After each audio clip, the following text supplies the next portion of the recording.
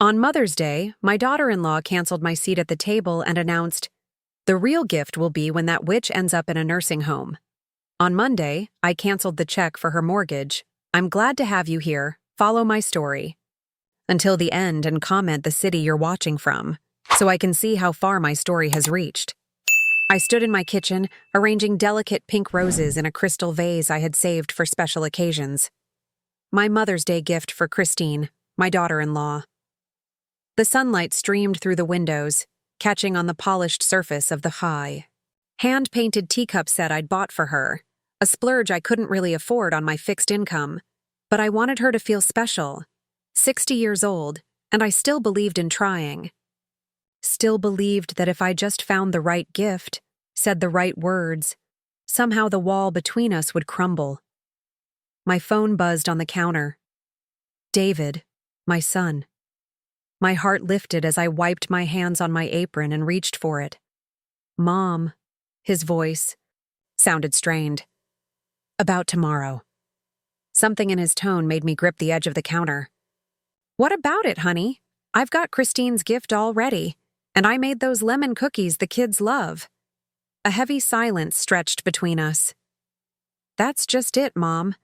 Christine thought it would be easier to just keep it small this year. Family. Only." My hand froze midair. "But I am family."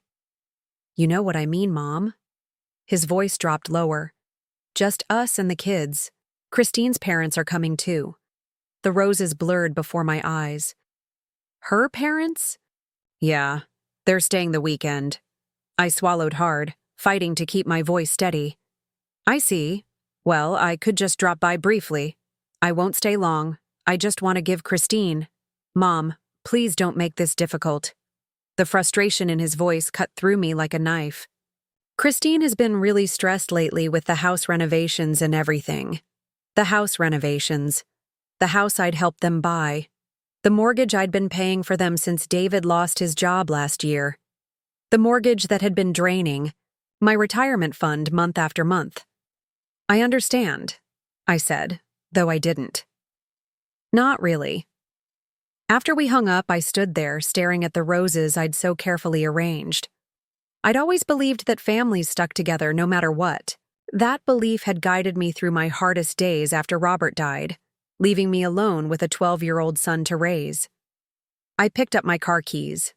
I would drive by their house, just to drop off the gifts. I wouldn't even go inside. What harm could that do? 20 minutes later, I pulled up to their 2-story colonial. The house was quiet, no sign of anyone. Maybe they were out shopping for tomorrow. I was about to leave the gifts on the porch when I heard Christine's voice drifting through the open window.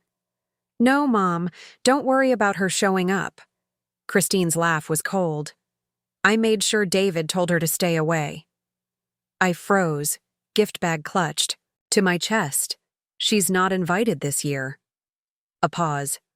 "Or any year, if I have my way." I should have left, should have walked away. But my feet remained rooted to the spot. "You know what would be a real Mother's Day present?" Christine continued, her voice dripping with contempt. "When that old Megara finally goes into a nursing home. That would be cause for celebration." The gift bag slipped from my fingers, the teacup set shattering on the concrete. I barely noticed the sound, barely felt the pain as a shard cut my finger. When I bent to pick up the pieces, that old Megara. I drove home in a daze, tears blurring my vision. Once inside, I collapsed onto my sofa, the weight of Christine's words crushing my chest. For years, I'd been making excuses for her behavior. She was under stress. She came from a different generation. She just needed time to warm up to me. I'd swallowed her snide remarks at family gatherings, pretended not to notice when she forgot to include me in family photos. And all the while, I'd been helping them financially, paying their mortgage, contributing to my grandchildren's college, funds, going without so they could have more. My gaze fell on my checkbook, sitting on the coffee table. The mortgage payment for their house was due next week. I'd already written the check, waiting to mail it out on Monday. I picked it up, staring at the amount. $2,100, nearly half my monthly income. With trembling fingers, I tore it in half. Then I called the bank and put a stop payment order on all future checks to the mortgage company. "Are you sure, Mrs. Harrison?" the bank representative asked. "This is a recurring payment you've been making for over a year." "I'm sure," I said, my voice stronger than I'd felt in years. "That payment stops today." When I hung up, I noticed my hands had stopped shaking. For the first time in months, I could breathe freely. Tomorrow was Mother's Day, and I would spend it alone. But it would also be the first day of my new life. A life where I would no longer sacrifice my dignity for people who saw me as nothing, but a burden to be tolerated. I looked around my small living room, at the photos of David and the grandkids. What would happen now? Would Christine allow me to see my grandchildren again once she realized the money had stopped? The thought pierced my heart like a physical pain. But another voice, stronger and clearer, rose within me. What kind of example? Am I setting for my grandchildren if I allow myself to be treated this way? The phone rang. David's number flashed on the screen. Too soon for him to know about the check, but perhaps Christine had seen me outside their house. I let it ring. 3 days passed without a word from David or Christine. 3 days of jumping whenever my phone rang, of rehearsing what I would say. When they finally called, 3 days of questioning whether I'd made the right decision. I sat at my kitchen table, sorting through old photo albums. There was David at 7, missing his front teeth, proudly holding up a fish he'd caught with his father. Robert's death from a sudden heart attack 3 years later had shattered our world, leaving me a 35-year-old widow with a grieving child and a mountain of debt. I traced Robert's face in the photograph. "I did everything I could," I whispered to him. "I kept our boy safe." And I had. I'd worked 2 jobs, administrative assistant by day, waitress by night, to keep a roof over our heads. I'd helped David with homework between shifts, attended every school event even when it meant going without sleep. I'd taken out a second mortgage on our house to pay for his college education. I never remarried, though there had been opportunities. My life revolved around David, around giving him the future Robert and I had dreamed of for him. When he met Christine in his senior year of college, I was thrilled. She was ambitious, confident, studying business. She had plans. What I didn't realize then was that her plans had always included my money, not me. The wedding was the first sign. Christine insisted on a lavish affair at an expensive venue. When I gently suggested something more modest, she'd looked at me with thinly veiled contempt. "This is our special day," she'd said. "We want it to be perfect. Don't you want that for your son?" Of course I did. So I withdrew money from my 401k, incurring penalties I couldn't afford, to give them the wedding of Christine's dreams. After they married, the distance grew. David called less frequently. Invitations to dinner became rare. When I did visit, Christine would find reasons to cut the visits short. There was always something. She had a headache, the kids were overtired, they had plans they'd forgotten about. Yet when they needed financial help, suddenly I was family again. 3 years ago, when they wanted to buy the Colonial in the upscale neighborhood, David had come to me, eyes downcast. "The bank won't approve us for the full amount," he'd admitted. "But it's the perfect house, Mom, in the best school district for the kids." I'd offered to help with the down payment, draining the last of my savings. But then David lost his job in the tech industry, downsizing, and they couldn't make the mortgage payments. Christine refused to move to a more affordable house. That's when I started paying their mortgage, a temporary measure that somehow became permanent. The phone rang, startling me from my memories. David's number flashed on the screen. This time I answered, "Where's the mortgage payment?" No greeting, no. "How are you, Mom?" Just anger. "Hello to you too, David. I said, my voice calmer than I felt. Mom? The bank called. They said the payment is past due. What's going on? I took a deep breath. I'm not making the payment anymore, David. What? His voice rose. You can't do that. Actually, I can. It's my money. But we had an agreement. You said you'd help us. That was before I heard what Christine really thinks of me. The words tumbled out before I could stop them. Before I found out I was uninvited from Mother's Day while her parents were welcome. Before I heard your wife say that me going to a nursing home would be a real cause for celebration. Silence. Then, you were spying on us? The accusation stung. No, David. I came to drop off gifts, and Christine was talking loudly enough for the neighbors to hear. She didn't mean it, he said, but his voice lacked conviction. She was just venting. About what? What have I ever done to her except give and give until there's nothing left for me? Another silence. I could almost see him running his hand through his hair the way he did when stressed, a gesture so like his father's. Mom, we need that money. We can't make the payment without it. Then sell the house, David. Get something you can afford. We can't do that. Now he sounded panicked. The market's down, we'd lose money, and the kids' school, those are your choices to make, I said, surprised at my own firmness. But I won't be paying anymore. Is this blackmail? His voice turned cold. You're using money to punish us because your feelings got hurt? Something broke inside me. After everything I'd sacrificed, everything. I'd given up. My son thought I was being petty. This isn't about punishment, David. It's about respect. My voice trembled but held steady. I've spent my entire life putting you first. I went without so you could have what you needed. I'm 60 years old with barely enough saved for retirement because I gave everything to you. And in return, you let your wife treat me like I'm nothing. That's not fair. No, it's not fair. None of this is fair. But I'm done. I paused, gathering strength. I love you, David. I always will. But I won't set myself on fire to keep you and Christine warm anymore. I hung up before he could respond, before my resolve could crumble. Outside my window, spring flowers were blooming in my small garden. I'd planted those bulbs in the fall, an act of faith that I would be here to see them flower. Now they're vibrant. Colors seemed like a sign, life continuing, beauty emerging even after the harshest winter. My phone buzzed with a text from David. We need to talk about this in person. I'm coming over tomorrow. I set the phone down without replying. Tomorrow would come soon enough.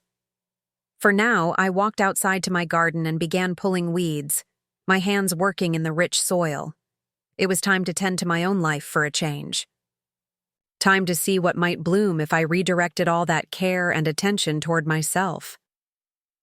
The doorbell rang at precisely 10 o'clock the next morning. I'd been up since dawn, too anxious to sleep, rehearsing what I would say to David. I smoothed my hands over my cardigan and opened the door. David stood on my porch, his face drawn with tension. He looked older somehow, the lines around his eyes deeper than I remembered. Come in, I said, stepping aside. He walked past me without a word, his shoulders rigid. In the living room, he remained standing, hands jammed in his pockets. Would you like some coffee? I asked, reaching for normalcy in this decidedly abnormal situation. I'm not here for coffee, Mom, he said, his voice flat. I'm here about the mortgage. Of course, not to check on me, not to apologize for excluding me from Mother's Day. Just the money. I sat down on the sofa, suddenly bone-weary. Sit down, David, please. He hesitated, then perched on the edge of the armchair across from me. We need that money. The bank called yesterday. If we miss another payment, they'll start foreclosure proceedings. I told you my decision, I said, quietly. I'm not paying anymore. Because of some stupid comment Christine made? He ran his hand through his hair in frustration. She was just having a bad day. This isn't about one comment, I said. It's about years of disrespect, years of being treated like an ATM rather than a mother. That's not fair, isn't it? I opened the drawer of the side table and pulled out a small notebook. Do you know what this is? It's every financial gift I've given you and Christine since you got married. The down payment on your house, the money for renovations, the monthly mortgage payments, the loans that were never repaid. I opened it, turning pages. It's over $300,000, David. Almost everything I had saved for retirement. His face flushed. You never said those were loans. You offered to help. And you never declined, I countered. You never even said thank you. And all the while, Christine was making it clear how little she valued my presence in your lives. That's not true, David protested, but his eyes wouldn't meet mine. Last Christmas, I said, she accidentally forgot to tell me dinner had been moved up 2 hours. I arrived to find everyone finishing dessert. David shifted uncomfortably. That was a misunderstanding. The family vacation to the beach last summer, I only found out about it from Facebook after you'd already gone. We thought you wouldn't want to. Your anniversary party? I was seated at a table with strangers, far from family. Mom, you're being dramatic. Am I? I walked to my desk and returned with a stack of cards. Birthday cards for the children, Christmas checks, all returned with wrong address written on them, even though my address hasn't changed in 20 years. David's face paled. I never saw those. Of course you didn't. I set them down between us. Christine made sure of that, just like she makes sure I rarely see my grandchildren. Did you know Lucy asked me last time I saw her why I don't love her anymore? Because Christine told her that's why I never come around. David's shoulders slumped. She wouldn't do that, neighbor. Did. I leaned forward. David, I've tried for years to build a relationship with Christine. I've overlooked slights, swallowed insults, and continued to support you financially, but I can't do it anymore. I won't. The doorbell rang again, startling. Us both. Are you expecting someone? David asked. I wasn't, but I had a sinking feeling I knew who it was. I opened the door to find Christine standing there, her expression a mask of righteous indignation. I knew he wouldn't handle this right, she said, brushing past me into the house. Her eyes landed on David. What's taking so long? Just get her to sign the check and let's go. The chill in the room was palpable. David looked mortified. Christine, he began. That's not why— Oh, stop it. She turned to me, arms crossed. Look, I know you're upset about Mother's Day, but this is childish. We need that money. It's my money, I said quietly, and I've decided not to give it to you anymore. Christine's face darkened. After everything we've done for you? I couldn't help it. I laughed. It was so absurd, so completely backward. What exactly have you done for me, Christine? Besides take my money and keep me from my family? I've tolerated you, she snapped, her veneer cracking. Do you have any idea how tiresome it is, having you hover around, always wanting attention? David was fine until you started playing the poor lonely widow card. David stood up so abruptly the coffee table rattled. Christine, that's enough. No, it's not enough, she shot back. Your mother has been manipulating you for years with her guilt trips and her checkbook. Well, we don't need her. We kind of do need her checkbook right now, David said quietly. And something inside me broke, my own son, admitting that my value to them was purely financial. Christine turned back to me, her voice suddenly honey-sweet. Priscilla, we all say things we don't mean when we're upset. Let's put this behind us. The mortgage payment is no longer my responsibility, I finished for her. Neither are you. Christine's facade crumbled completely. You smug, self-righteous, old woman.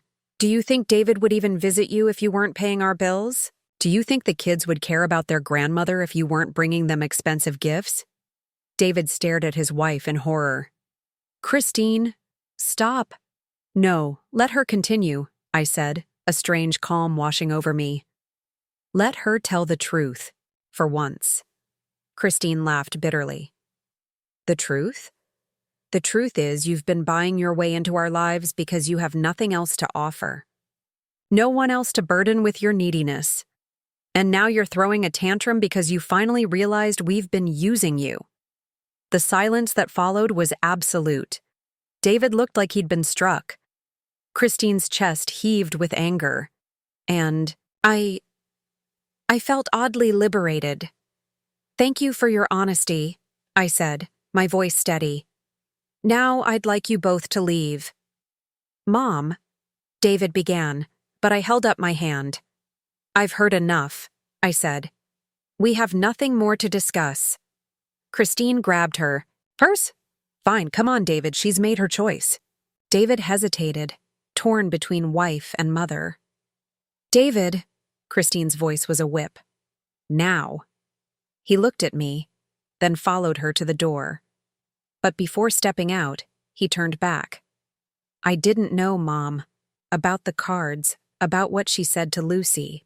I swear. I nodded once. Whether I believed him or not no longer mattered. When the door closed behind them, I sank onto the sofa, trembling not with sadness, but with a fierce, unexpected pride.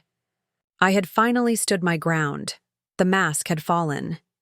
Now it was time to see what lay beneath. The weeks following that confrontation passed in a strange haze. I moved through my days mechanically, grocery shopping, tending my garden, watching television programs I barely registered. The silence of my phone was deafening. No calls from David, no pictures of the grandchildren, no demands for money. The silence hurt, but less than I expected. There was a curious freedom in it, too. I was folding laundry one Wednesday afternoon, when my doorbell rang. Opening it, I found Lucy, my 11-year-old granddaughter, standing on my porch, her bike thrown haphazardly on the lawn behind her. Lucy! I gasped, pulling her into a hug. What are you doing here? Does your father know where you are? She shook her head, her eyes brimming with tears. Dad and Mom are fighting all the time, about the house and about you. I heard Dad tell Mom that the bank is going to take our house away. My heart sank. So it had begun. The foreclosure proceedings. I miss you, Grandma, Lucy said, burying her face against my shoulder. Mom said you didn't want to see us anymore, but I knew that. Wasn't true. I led her into the kitchen and set about making her favorite, hot chocolate with extra marshmallows, even though it was warm outside.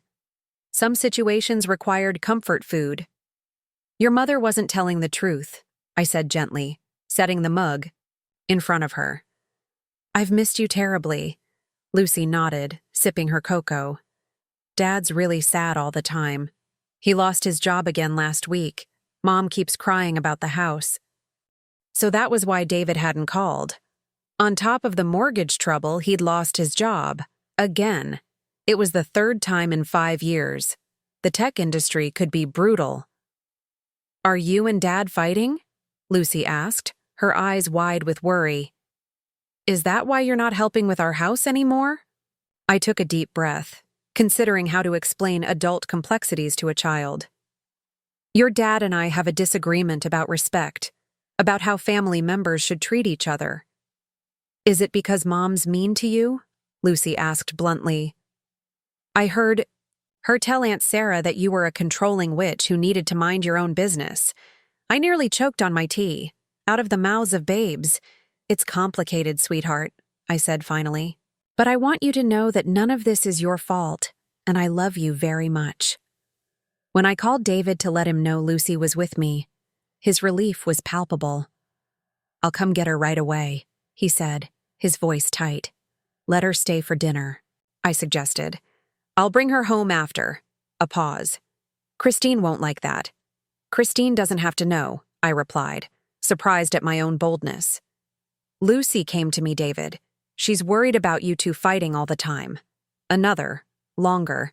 Pause it then. Fine, but I'll pick her up. I need to talk to you anyway. David arrived just after 7, looking exhausted.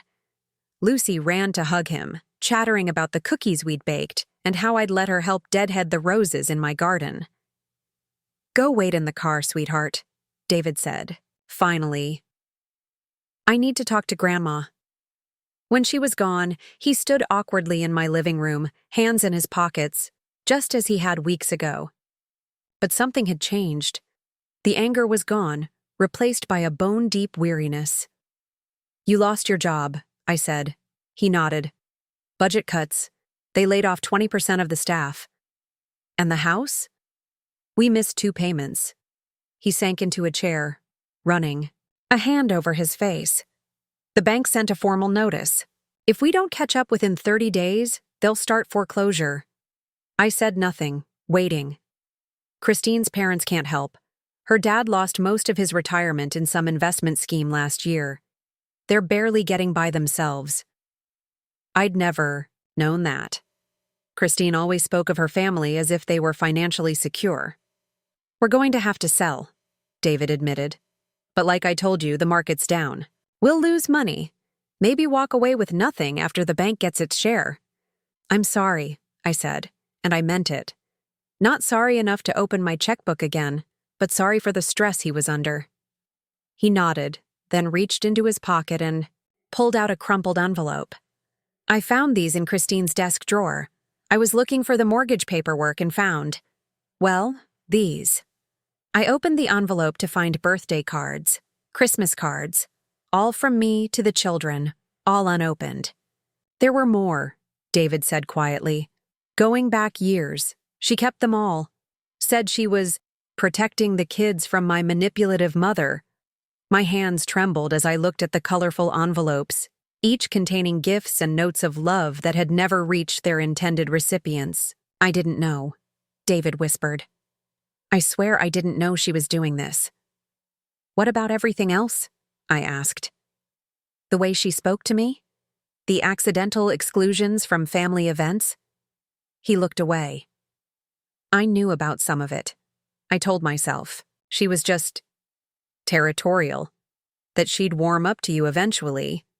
He met my eyes again. I didn't want to see it. It was easier to believe everything was fine. And now? David sighed heavily. Now everything's falling apart. Christine blames me for not handling you better, for letting you cut us off financially. She says if I'd been a better son, none of this would have happened. The irony was almost painful. After all those years of sacrifice, of putting David, first I was being cast as the villain for finally saying, enough. What do you want from me, David? I asked directly. I don't know. He stood restless. I don't expect you to bail us out again. I don't have the right to ask that. No, I agreed. You don't. But I don't want to lose you, he said, his voice breaking. The kids need their grandmother. And I need my mom. Need. Not want. Need. The word struck me. All these years, I'd been needed for what I could provide. Money, childcare, emotional support. Always giving, rarely receiving. I spoke to a lawyer last week, I said, changing the subject. About the house. David's head snapped up. A lawyer? Why? Because I've contributed over $150,000 to that house, I said. The down payment came from me. I've been making mortgage payments for 18 months. That gives me a financial interest in the property. David paled. You're suing us? No, I said. But I wanted to know where I stood legally. The lawyer said I could make a claim against any proceeds from the sale. Or I could take partial ownership. Partial ownership? David repeated, confused. I could put money in to stop the foreclosure in exchange for a legal stake in the house, I explained. Not alone, actual co-ownership. Hope flickered across his face. You'd do that? I'm considering it, I said carefully, but there would be conditions. What conditions? First, I would have regular, unimpeded access to my grandchildren. He nodded quickly. Of course. Second, I would be treated with respect. No more forgetting to invite me to family events. No more intercepted cards and gifts. Another nod, more somber. And third, I said, looking him straight in the eye, Christine would need to apologize. Not a fake apology, not a performance for your benefit. A genuine acknowledgement of how she's treated me. David's face fell. She'll never do that. Then, I guess we've reached an impasse, I said, rising to show him out. Because I won't compromise on my dignity anymore, David.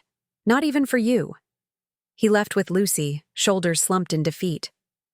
That night, I sat in my garden as dusk fell, watching. Fireflies dance among my rose bushes.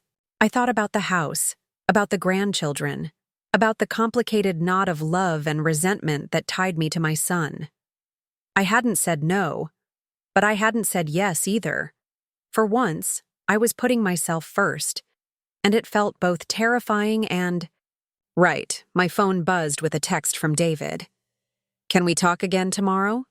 Just us. I typed back a simple yes. Whatever happened next, I would face it on my own terms. The price of dignity was high, but I was finally willing to pay it. David arrived at my house the next morning, alone. I noticed immediately that he wasn't wearing his wedding ring. Coffee? I offered, trying to keep things normal, whatever normal was these days. He nodded, following me into the kitchen. We sat across from each other at my small table, the silence hanging heavy between us. Christine and I had a huge fight last night, he finally said, staring into his mug. About the cards she kept from the kids, about how she's treated you. I wrapped my hands around my own coffee, feeling its warmth. I'm sorry it's come to this, David. I told her what you said, about helping with the house in exchange for respect and an apology. He looked up, his eyes red-rimmed from lack of sleep. She said she'd rather live in a cardboard box than apologize to you. Despite everything, that stung. I see. I don't think she meant it, David said quickly. She's just proud and scared. She's never had to worry about money before. That's not true, though, is it? I said gently. You said her parents are struggling, too. David looked surprised. How did you know that? You mentioned it yesterday, that her father lost his retirement savings. He frowned, confusion crossing his face. I didn't know about that until last week. Christine always said her parents were doing great, that they were self-made, unlike you, who— He stopped abruptly. Unlike me? Who what? I pressed. Who coasted on Dad's life insurance and played the victim card, he admitted, looking ashamed. That's what she's been saying for years. I nearly laughed. Robert's life insurance had barely covered the funeral expenses. Everything I had, I'd earned. Through decades of hard work. David, your father's life insurance was $25,000. It paid for the funeral and kept us afloat for about 3 months. After that, I worked 2 jobs to support us. I know, he said quietly. I remember. Then why would you believe her? He had no answer for that. Where are you staying?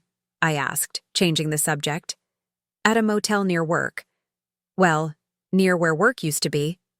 He gave a hollow laugh. I told Christine I needed space to think. And the children? They're with her. I'm going to see them this weekend. He hesitated. I was hoping you might come with me. They miss you. My heart leapt at the thought of seeing my grandchildren, but caution held me back. What about Christine? She'll be at her yoga class. It's the one thing she won't give up, even with our money. Problems. So we're sneaking around behind her back? The idea didn't sit well with me. That's not a solution, David. I know. He ran a hand through his hair, a gesture so reminiscent of his father that my heart ached. But I don't know what else to do. She won't bend, and you won't bend, and the kids are caught in the middle. I sighed. He was right about one thing.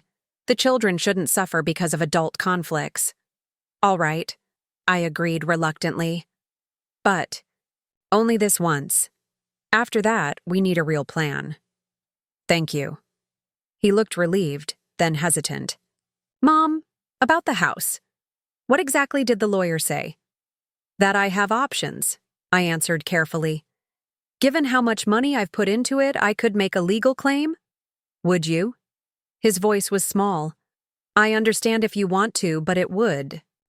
I haven't decided yet, I interrupted. But if I do help, it would be as a co-owner, not just handing over money. I'd need my name on the deed, David. He nodded slowly. That makes sense. As he stood to leave, he paused at the door. I'm sorry, Mom, for everything, for not seeing what was happening, for taking your help for granted. I know, I said softly. I've never doubted that you love me, David, but love without respect isn't enough. After he left, I went into my spare bedroom, which had become something of a storage room over the years. Boxes of old photographs, Robert's books, mementos from a lifetime. It was time to sort through them, to decide what to keep and what to let go. In one box, I found an old sketchbook. Art had been my passion before marriage, before motherhood, before the countless responsibilities that had swallowed my days. I'd been good once, good enough that my high school art teacher had encouraged me to apply to art school. Instead, I'd gotten a practical degree in business administration, met Robert, gotten married at 22. The sensible path. The expected path. I flipped through the yellowed pages, surprised by the talent evident in those old drawings. Portraits, landscapes, still lifes rendered in careful charcoal strokes. Why had I stopped? On impulse, I drove to the art supply store downtown. The owner, a woman about my age with silver hair and paint-stained fingers, helped me select pencils, charcoal, watercolors. Getting back into it? She asked as she rang up my purchases. After 40 years, I admitted. I don't know if I still can? She smiled, handing me the bag. It's like riding a bicycle. The muscle memory is there, waiting for you to wake it up. That evening, I set up a small easel by the window and began to sketch the view of my garden. My strokes were hesitant at first, rusty from disuse. But gradually, as the sunset painted the sky in shades of pink and gold, something inside me remembered. Something woke up. The next day, I visited the community center and found they offered art classes 3 times a week. I signed up immediately, ignoring the flutter of nervousness in my stomach. When was the last time I'd done something purely for myself? By week's end, I'd attended my first class, watercolor basics. The instructor, a gentleman named Ellis with kind eyes and patience to spare, had praised my natural sense of composition. You've done this before, he'd said, and I'd nodded, unable to explain the complex emotions that simple acknowledgement triggered. In class, I met Martha, a widow like me, who invited me to join her and some friends for coffee afterward. I surprised myself by saying yes. The coffee shop was warm and inviting, filled with the rich aroma of freshly ground beans. Martha's friends, Judith, Eleanor, and Doris, welcomed me without hesitation, drawing me into their conversation about books, politics, and the upcoming art exhibition at the local gallery. You should submit something, Judith suggested when I mentioned I was picking up art again. The deadline's not for another month. Oh, I couldn't, I protested. I'm just a beginner. Again. We're all beginners again at something, Eleanor said. Wisely. That's the beauty of our age. We get to reinvent ourselves. Reinvention. The word lingered in my mind as I drove home, as I prepared for bed, as I lay awake thinking about the weekend, about seeing my grandchildren, about the house and Christine and all the tangled threads of family that still bound me, even as I was discovering this new part of myself. For the first time in years, perhaps ever, I wasn't defined solely by my roles. Mother, grandmother, financial supporter. I was becoming something else, something more. I was becoming myself. A year passed, bringing changes I never could have imagined that terrible Mother's Day when Christine's words had shattered my illusions about my place in my son's family. It is Mother's Day again. The morning sun streams through my kitchen windows as I arrange a bouquet of tulips from my garden. The house smells of cinnamon and sugar, homemade rolls rising in the oven, a recipe I'd perfected over the winter. The doorbell rings, and I smile, knowing who it is. Grandma! Lucy and James rush in, arms outstretched for hugs. Behind them, David stands with a wrapped package and a sheepish grin. Happy Mother's Day, he says, kissing my cheek. Something smells amazing. Cinnamon rolls, I tell him, accepting the gift. Your favorite. Lucy tugs at my hand. Grandma, wait till you see the painting I made at school. Dad brought it for you. I can't wait, I say, genuinely excited. At 12, Lucy has shown a real talent for art, a talent I've encouraged with supplies and lessons. As we settle in the living room, so much brighter now with my own watercolor landscapes hanging on the walls, I can't help marveling at how much has changed. The house, David and Christine's beautiful colonial, had gone into foreclosure after all. Despite my lawyer's assurance that I had a valid claim on the property, I chose not to pursue it. Some prices were too high, even for justice. David and Christine separated 2 months after our confrontation. The combination of financial stress and exposed lies proved too much for their marriage. Christine moved in with her sister in California, taking the children with her. David found an apartment near his new job, a step down from his previous position, but steady work at a smaller tech company. The separation wasn't easy on anyone. The children called me weekly, their voices full of confusion and hurt. Christine, surprising us all, hadn't poisoned them against me. Perhaps losing everything had humbled her, or perhaps she simply lacked the energy for ongoing warfare. David visited them monthly, and gradually, a co-parenting routine emerged. Then, 6 months ago, Christine announced she'd met someone new. She wanted to stay in California permanently, but was willing to let the children spend summers and holidays with their father. David had been devastated, both by the finality of his marriage ending and by the prospect of seeing his children only part-time. But he'd also found a strange new resilience. Mom, he'd called me one night, his voice stronger than I'd heard in months. I'm going to ask for full custody. Are you sure? I'd asked, concerned about what that would mean for him and for the children. I'm sure, he'd said. Christine's not a bad mother, but her life is going in a different direction now. And the kids miss home, their friends, their schools. They miss you. That last part had brought tears to my eyes. To everyone's surprise, Christine hadn't fought him. She'd agreed to let the children return to their father, with generous visitation, rights for herself. Her new relationship was moving quickly, and her new partner had children of his own. A ready-made family was apparently more appealing than fighting for custody of her existing one. And so, 3 months ago, Lucy and James had returned home with their father. David had found a modest house to rent, not far from my own. And suddenly, I was back in their lives, not as a checkbook, but as a grandmother. A real one, who picked them up from school sometimes, who taught Lucy watercolors and helped James with his science projects. Open your gift, Mom, David urges now, pulling me from my reflections. I unwrap the package to find a beautifully framed photograph of me with the children, taken at the art show where one of my paintings had won an honorable mention.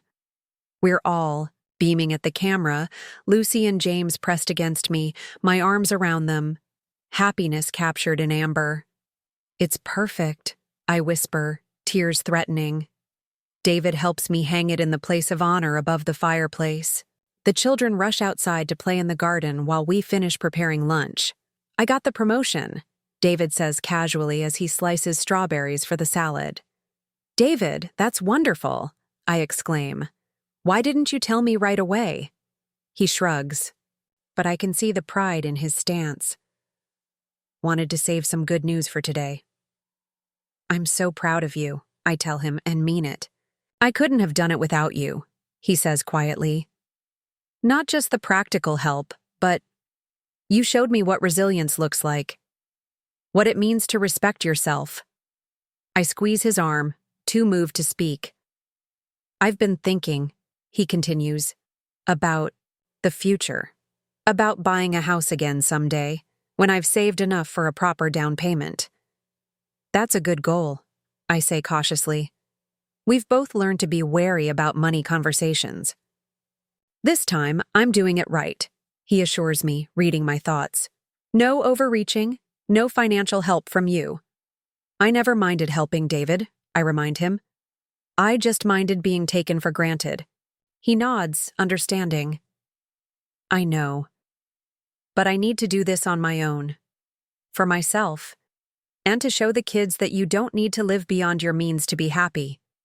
It's a lesson that took him 40 years to learn. But I'm grateful he finally has. The children burst back in, bearing dandelions they've picked from the lawn. For the table, Lucy announces, arranging them in a small vase with the seriousness of a professional florist. We sit down to lunch, a simple meal of quiche, salad, and my homemade rolls. Before we eat, David raises his glass of sparkling cider. To Mom, he says, his eyes meeting mine, for teaching us what truly matters. The children echo the toast enthusiastically, and I blink back tears as I raise my own glass. After lunch, while the children help David with the dishes, another positive change. He's teaching them responsibility now. I step out onto my porch. The spring air is soft with promise, my garden a riot of color. Martha will be picking me up at 3 for our weekly art group. We've been meeting regularly for months now, a circle of women supporting each other through life's transitions. Martha through her recent retirement, Judith through her husband's illness, me through the reshaping of my family. I've found friendship there, connection, purpose. My watercolors have improved to the point where a local gallery has agreed to display some in their summer exhibition. A small achievement, perhaps, but one that fills me with quiet pride. Inside, I hear the children laughing, David singing off-key to some pop song on the radio. The sounds of family, my family, rebuilt on a foundation of mutual respect rather than obligation. Last week, I'd received a card from Christine. A proper apology, years too late, acknowledging the hurt she'd caused. I appreciated the gesture more than I'd expected to, though I had no desire to resume any close relationship. Some bridges, once burned, are better left as ashes. The front door opens, and David joins me on the porch, handing me a fresh cup of tea. Happy? He asks simply. I look at him, my son, who nearly lost himself but found his way back. Who's learning, as we all are, that love without boundaries isn't really love at all. Yes, I answer truthfully. I'm happy. We sit in comfortable silence as the afternoon sun warms us. In the garden, the children are playing tag, their laughter carrying on the breeze. Inside, my new painting waits on the easel, half finished. Tomorrow, I'll add more color, more definition. Tomorrow, I'll continue creating the life I want. Today, it's enough to be here. Present, respected, loved not for what I give, but for who I am. The price of dignity was high. But oh, how worth it.